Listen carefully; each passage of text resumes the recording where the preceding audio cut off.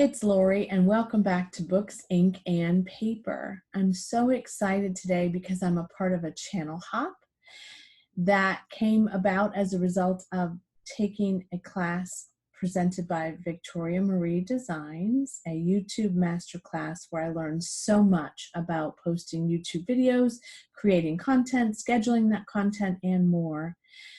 I'll tell you more about that class in another video, but for today, what I want you to know is that I have 2 videos on this channel hop, and then I'll be linking you to the other people that are participating in the channel hop as well. So this particular video is the 10 books that really inspire me creatively. So they're my 10 favorite creative books. And so let's get started. So number 1 on this list is a book about memory keeping. They're not all about memory keeping, but this first one is. It is Decorative Journals by Donna Downey. This is a part of Donna's, yes, it's a scrapbook series, which is fun. And so there's a couple of them in that series, and I own maybe 2 or 3 of them. But this one is my favorite. If you've looked at my memory keeping content on this channel, you know that a lot of what I've shared and what I love to do is mini books or themed mini books or decorative journals. And so this one is a great, beautiful representation of ways in which you can create these small books. So here's the photos of this book, but look, you open it up and you have cover to cover, step-by-step instructions on how to make it. She has a number of them. Here's a cinch-bound cardstock book, and they're easy to make. They really inspire me, and when I really kind of need something to kickstart my creativity, this works for me. Look at this one with the little bow clip. Can you see that with the lighting? We still have terrible weather here, so the gray continues. Anyway, Donna Downey, a great designer, a great series, but this one in particular is my favorite. So that is a go-to for me. The next one is not about memory keeping. It is about quilting, and it's called Remember Me. And it is a book about women and their friendship quilts by Linda Otto Lipsett. I've had this for a very long time. This book has survived and been with me for a while. And it really is just about early friendship quilts. There are illustrations that are so pretty. This is one particular friendship quilt that's in the book. She talks about the women that made them in some cases, the articles and magazines at that time that really inspired people to share memory quilts, friendship quilts. This one is so they would put their names in that muslin square in the middle. Isn't that fantastic? So a number of women would really come together and create a friendship quilt. They would quilt it together. And it would be something that went sometimes a round robin, but really went with each of them everywhere they went. Look at this gorgeous illustration or photo of this particular friendship quilt. It inspires me. It's historical. It tells the story of a number of women, and it remains one of my favorite, not only one of my favorite in my books about quilting, but one of my favorite creative books ever. Documented quilts since the 1800s, maybe the 1700s. It goes way, way in depth into how these quilts were designed and preserved and how they were handed down from generation to generation. Wonderful book. The next one is also about innovative bookmaking techniques. It's called Pages, and it's by Frye Kenzle. I've had it for a while. I can't remember how I acquired this one, but I will tell you that just like the other one, it has a number of interesting books and ways in which you can create books. Not only does she go through a brief history of books as well as some techniques and tools that you would need, parts of a traditional book. So really there's a lot of educational information in here about bookbinding. She also talks about ways in which you can stitch and bind books, how they might, look at that. I know, right? And then she also has some templates for you to create different kinds of books, a birder's journal, a birthday bash, a garden journal. So it's chock full of educational information, a lot of inspiring content, beautifully laid out, and it's just one of my favorites. So if I have some time on an afternoon or an evening, I just look through it sometimes. I don't have to make anything. I just want to look through it sometimes. And those of you who know me and know about my journey to become a memory keeper or scrapbooker know that part of that journey was really influenced by the fact that I wanted to tell my family's story. And I wanted to do it when I knew it, when I remembered it, and when it was appropriate. And I wanted to tell those stories that were important to tell, not just about my ancestors, but about my story and my kids' stories and my granddaughter's stories, so that for generations to come, those stories would be captured somewhere. For that reason, this is one of my favorite creative books. It is Becky Higgins' Family History Scrapbooking book. She is a giant in the industry as well. She was the editor of Creating Keepsakes magazine for a time. This is 168 pages of illustrations and photos of amazing scrapbooks, ways to get started, checklists, how to preserve your memorabilia, how to store your photos, what stories you could tell about your family, how you want to tell them, just worksheets about organization. What kind of organizational system works best for you? What supplies do you need to organize your family's history? This book is chock full of information. Look at that. So this is kind of a go-to for me when I think about the books that I'm creating about our ancestry. It's one of my favorite things. You've seen one share, and I'm about to share another layout or another video share of a mini book I made for my son about my dad's time in World War II. And I made it this past Christmas and forgot to film it before I gave it to him. I was making it the last minute, but this book really inspires me to keep telling those stories and helps me to understand how to do that. So I love this one so very much. Next is another one of my favorites. It's called Clean and Simple Scrapbooking. Now, this was written by Cathy Zielske, who is, again, a pioneer in the memory keeping industry. And I love her simple, clean and simple style. I don't always adhere to it, but I love it. So this was published some time ago, but look how different that style is from some of the styles that we see today. Lovely, short journaling,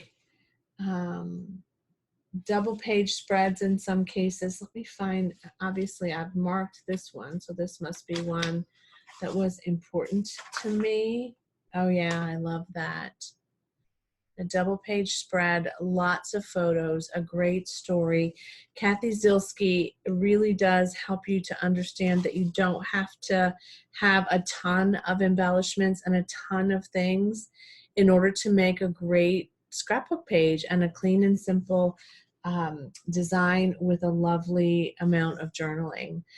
This was published a while ago. Cathy Zielske was at one point involved with Simple Scrapbooks magazine as well. I think she was a regular contributor. She may have been, she wasn't the editor because Stacy Julian was, but this book was published in 2004. And I got it used through Amazon, I think, or through some online portal. So you can still have access to these, even if they might no longer be in print. You can find them in different places. And so I encourage you, if these are inspiring to you, some of them you may have to do a little digging to find, but they're worth the effort to do that.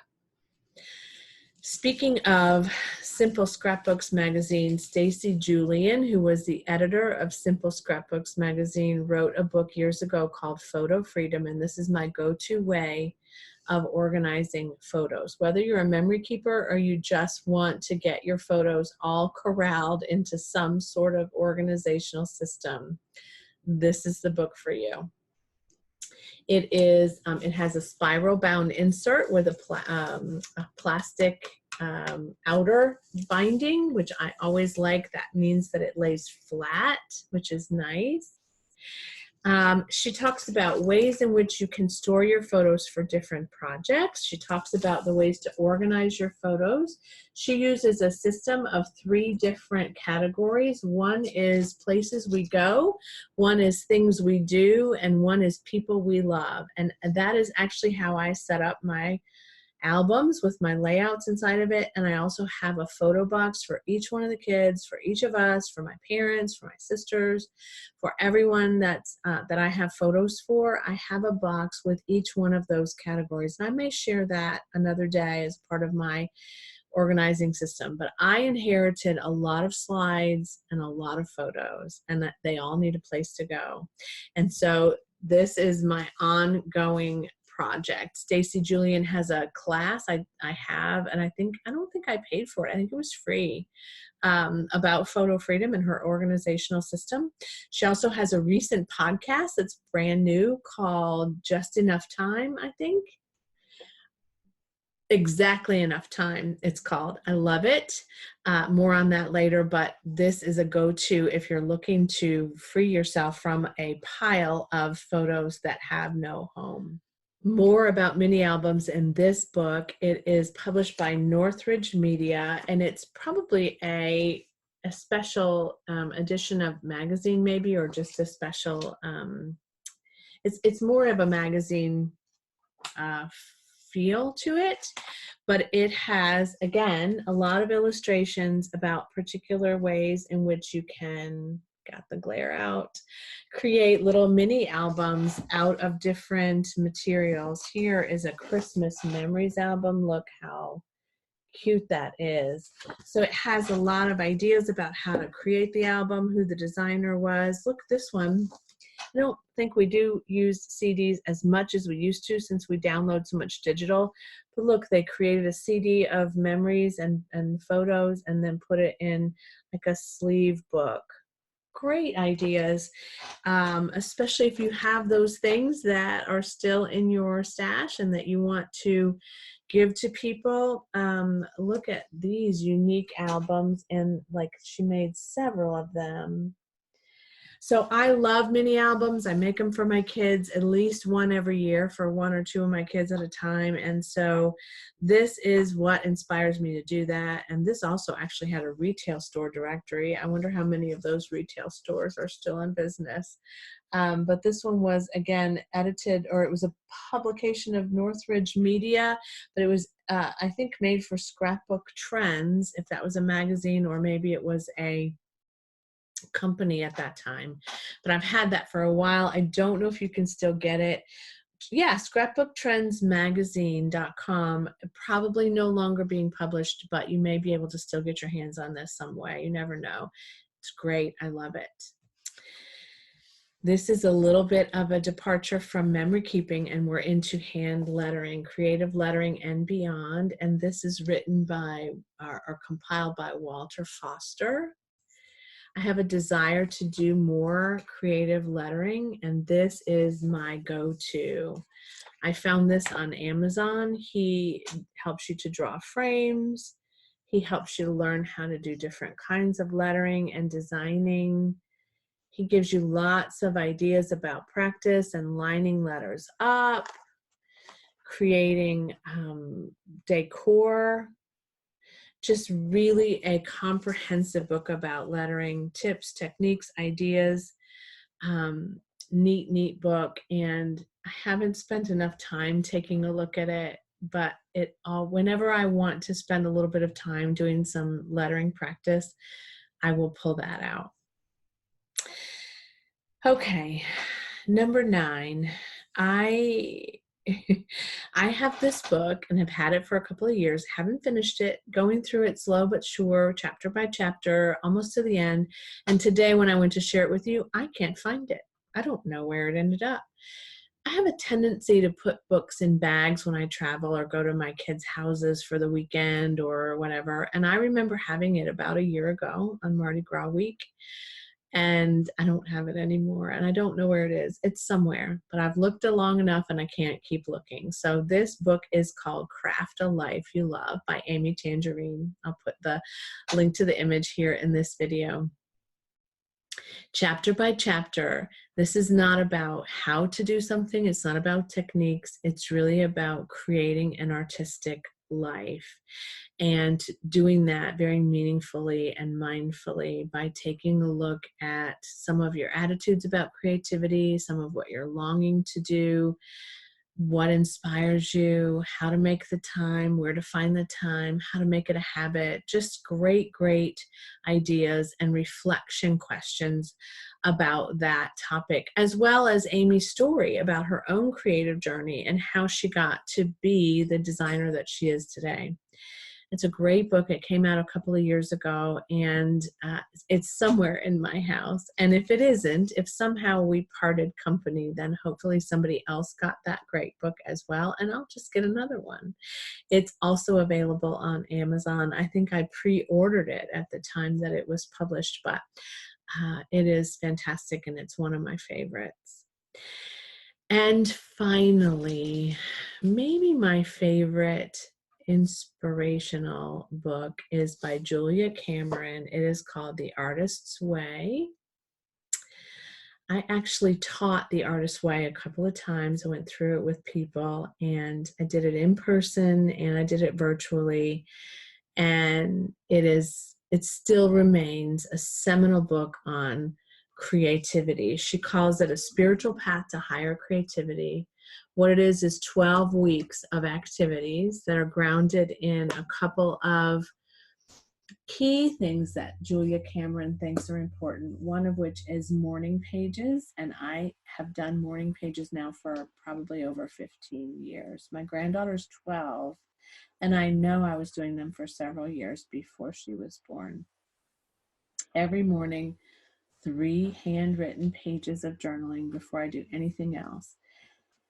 She also talks about having an artist date. She talks more in depth about creativity and how to open your creative blocks and really speak to that inner critic. Again, 12 chapters, 12 experiences for you to figure out how to really unblock and unleash your creative spirit. Now, these two are also by Julia, so I'm only going to count this as one author, but she also has Finding Water, which is the art of perseverance. Have not finished this one yet. You can see I have a bookmark there in this particular book. So that's about as far as I got, it looks like.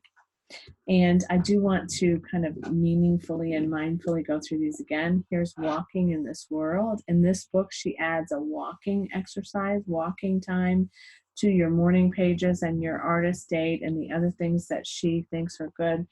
Julia Cameron has a lot of spiritual treatment about creativity, and some of it is rooted in she's a sober alcoholic, so she's really rooted a lot in the principles of Al-Anon and AA, as well as in spiritual principles of recovery of any kind. She has written a novel called Mozart's Ghost, which I actually own and one day hope to read, but it's in my bookshelves. She's written a memoir where she sort of goes through a year of creativity. I'll post a card for that because I think it's called The Creative Life or something like that. She's written a ton of books. She was a screenwriter. She wrote parts of some films with her ex-husband that she didn't get credit for. An amazing, amazing artist, writer, and creative. And maybe one of the most special things about Julia Cameron to me is that after This is my favorite cover of all of hers.